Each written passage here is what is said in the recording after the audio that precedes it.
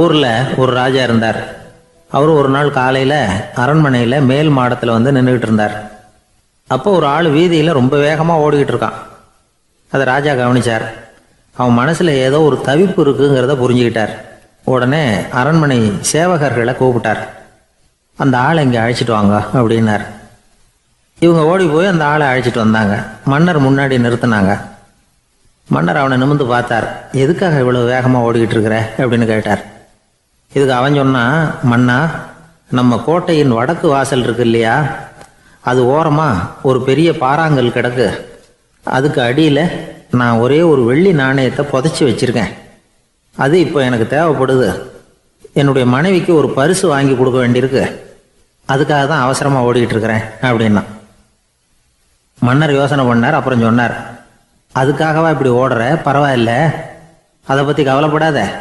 நான் உனக்கு 10 வெள்ளி காசுகள் தர்றேன், வாங்கிட்டு திரும்பி போ அப்படின்னார். இவன் தலையை சொரிஞ்சான். மன்னா, நீங்க கொடுக்கறத ரொம்பவும் மகிழ்ச்சியோட வாங்கிக்கிறேன். இருந்தாலும் அதுக்கப்புறம் அந்த வடக்கு வாசலுக்கு போய் அங்க இருக்கிற ஒரு நாணயத்தையும் எடுத்துக்கிட்டு போயிடுறேனே அப்படின்னானா. இதை பாருப்பா, அந்த ஒரு நாணயத்தை மறந்துரு, உனக்கு 100 வெள்ளி நாணயங்கள் தரேன் இருக்கார். மன்னா, ரொம்ப மகிழ்ச்சி. உங்க மாதிரி தாராள குணம் வேற யாருக்கும் வராது. நீங்க கொடுக்குற 100 நாணயங்களையும் வாங்கிக்கிறேன். இருந்தாலும் வடக்கு வாசலுக்கு போய் அதையும் எடுத்துக்கிட்டா 101 ஆயிடுமே அப்படின்னானா. இதை பாருப்பா, அந்த ஒரு நாணயத்தை மறந்துரு, அது எக்கேடாவது கெட்டு போகட்டும். நான் உனக்கு 100 பொற்காசுகள் தரேன், அதையாவது வாங்கிட்டு வந்த வழியிலேயே திரும்பி போடுன்னாராம். தங்க நாணயங்களே தரேன்னு சொல்றீங்க, தாராளமா வாங்கிக்கிறேன். இருந்தாலும் வடக்கு வாசலுக்கு போய் அப்படின்னு மறுபடியும் ஆரம்பிச்சான். அரசர் வந்து பொறுமை இழந்துட்டார். கடைசியா ஒரு முடிவுக்கு வந்துட்டார்.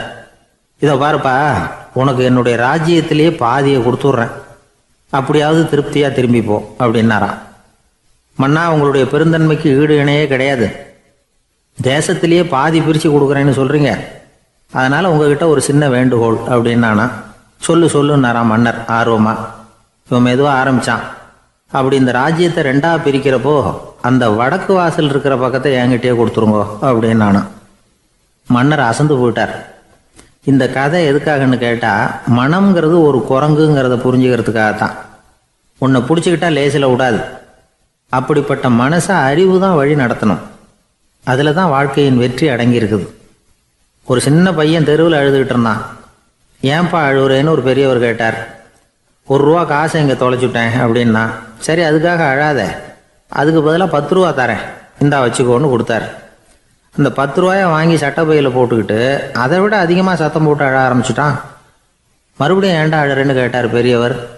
அந்த 1 ரூபாயும் கிடைச்சிட்டுதுன்னா இப்போ என்கிட்ட 11 ரூபா இருக்குமே, இப்போ 10 ரூபா தானே இருக்கு அப்படின்னு சொல்லிவிட்டு அழறான். சங்கீத